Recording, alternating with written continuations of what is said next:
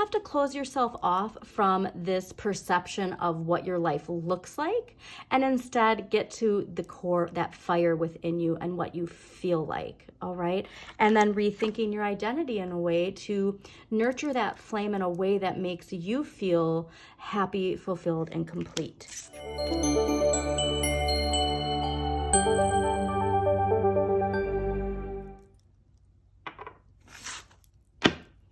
Hi Aries, welcome to Modern Maven Tarot.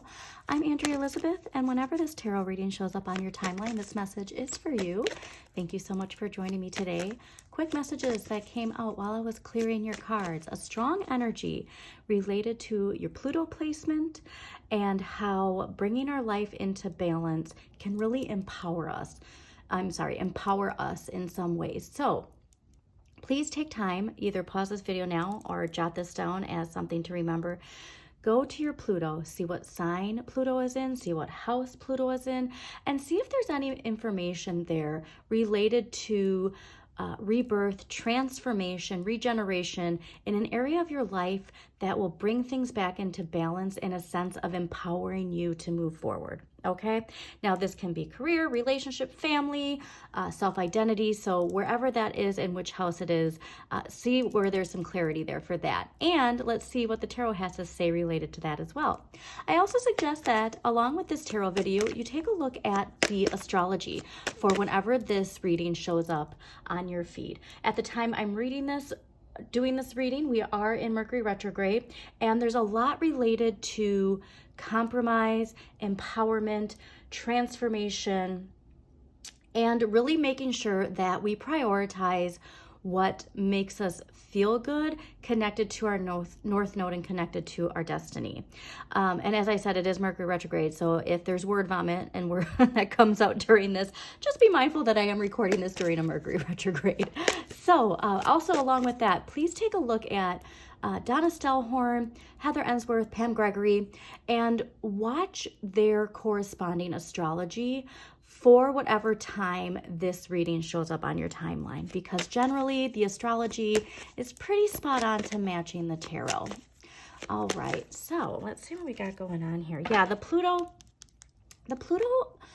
placement is so important. Judgment is ruled by Pluto. It's answering the wake-up call, and there's something here to unlocking that Empress energy, unlocking that nurturing, loving energy for whatever it is that you're looking to expand, that you're looking to grow. And so another placement to check out is your Jupiter. Jupiter is the planet of expansion. And so remember, your thoughts, so important, because we expand what we put our energy into. And so that fire energy, it's really mindful not to focus on that negative fire, but the warmth, the light, all right? Give that to whatever it is that you're working towards. If there's people in your life or energies in your life that kind of rile up that shadow energy, that comes to that empowerment, like I was saying with Pluto. There's something here related to transformation and transforming your fire that puts you in that powerful, like queen or king energy, okay? Where those shadow energies, they don't get the best of you because you're beyond it. You don't even focus your energy on the lower vibration. You've come to terms with your shadow. Interesting too, there were 2 cardinal trucks that just passed, all right? So also a reminder that you have a lot of energy in other dimensions on the other side that are looking over you, that are encouraging you, that are asking you to answer that wake-up call, okay? The star. Wishing upon a star and focusing our energy on what we are manifesting versus what has crumbled is where that boss energy is. I'm telling you, there's so much king and queen energy in here for you that I am really excited. So let's see what we got going on for Aries. Again, thank you for joining me, Aries. Don't forget to hit that like button, comment if it resonates in a certain way, or if you have any questions, and subscribe to Modern Maven Tarot. I also have, this is a random one, but when songs pop in my head, I do feel like I have to mention them, but there's a Taylor Swift song. It's like, uh-oh, uh-oh, uh-oh, you need to calm down. Like there's something here. So if your fire energy is getting riled up, there's a good time to put some water energy, you know, take a shower, take a bath, spritz yourself with some like lavender, I would even say, with purified water, Himalayan salt, like a soothing, calming energy if you are feeling triggered by something. Very cool. Okay. Yeah, I'm telling you, balance here, Aries. So much related to balance and unlocking. So cool. And that balance, it comes from our emotional balance, okay, Aries? All right, so energy coming in from the past and from last week into this week is the Hanging Man. This is ruled by Neptune. There's something related to your dreams and what you're dreaming of, manifesting, that takes you letting go of a particular identity and seeing things from a new perspective.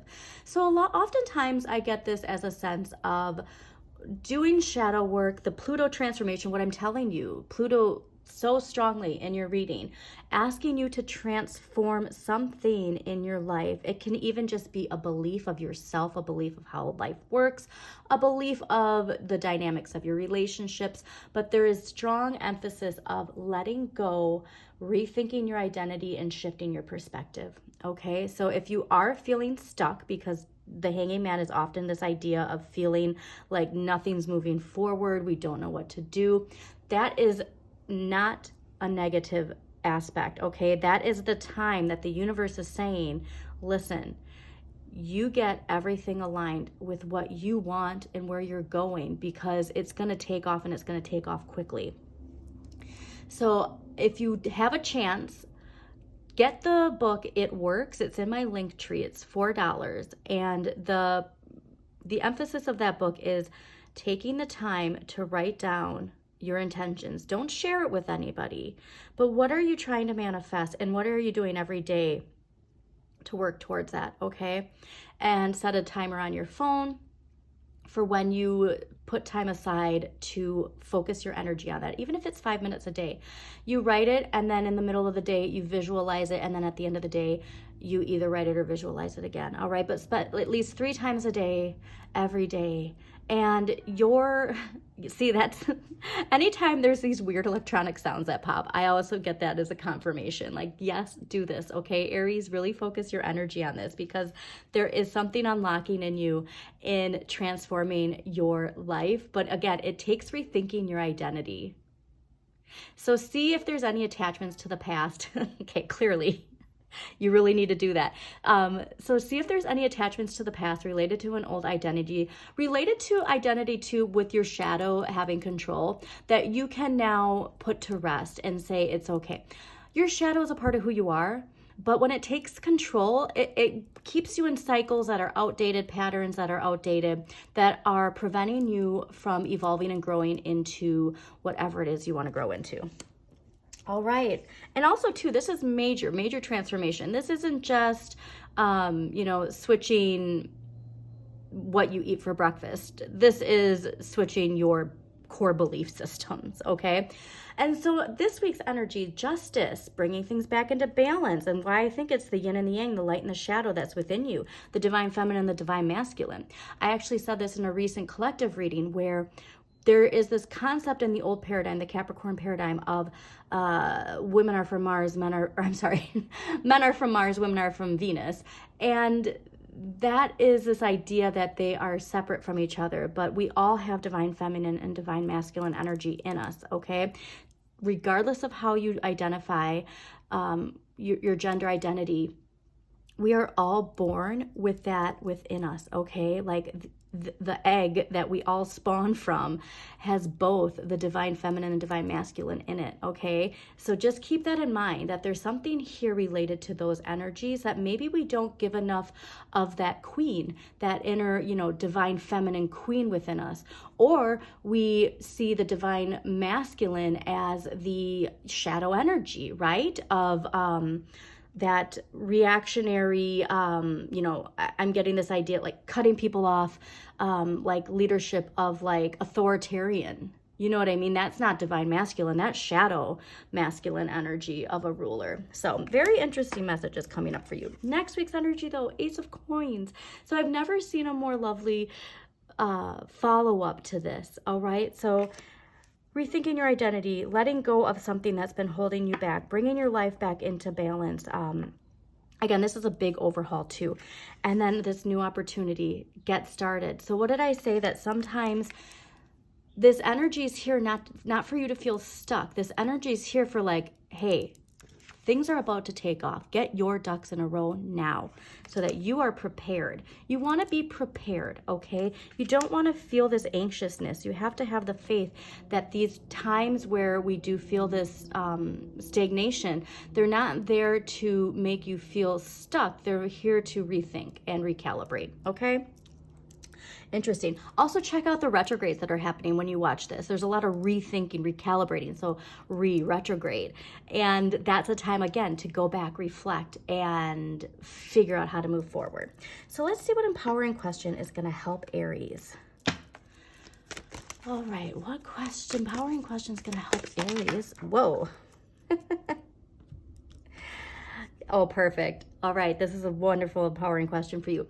Am I focusing more on what my life looks like than on what it feels like? So going back to all that emotional energy we saw, what are you focusing your energy on? Is it the 3D or is it how you feel inside? Because this is a time to rethink what we see as successful, what we see as, you know, what makes us happy, fulfilled, all of these things. Is it the idea of it or is it the feeling of it? Because going back to that, it works. It's not about what you have, it's about the feeling you get. So when you have to focus first on the feeling you get from that, the excitement, the completion, the fulfillment, right? So please take time this week to contemplate this. Am I focusing more on what my life looks like than on what it feels like? Okay, and also because I want to go back to the imagery of this. So justice is blind, right? You have to close yourself off from this perception of what your life looks like and instead get to the core, that fire within you and what you feel like, all right? And then rethinking your identity in a way to nurture that flame in a way that makes you feel happy, fulfilled, and complete. Okay. Now we're going to get one archetypal card and then we're going to close this out. This can be you or somebody in your life. We all play characters in each other's lives. The most important part, Aries, is for you to be the hero of your own journey. All right, let's see. Well, that was easy. Okay, we got several, all right? So when it comes to this, I think it is that there are attachments to people or communities. It can be work-related. Obviously, the A's can be very strongly work-related. So let's see what we got. We got the wounded child, the seeker, the victim, and the rescuer. Interesting seeing the victim and the rescuer here because this is a dynamic when it comes to shadow energy that could be really, the universe can be calling on us to really reflect on right now at this time, okay? All right, so let's go with wounded child.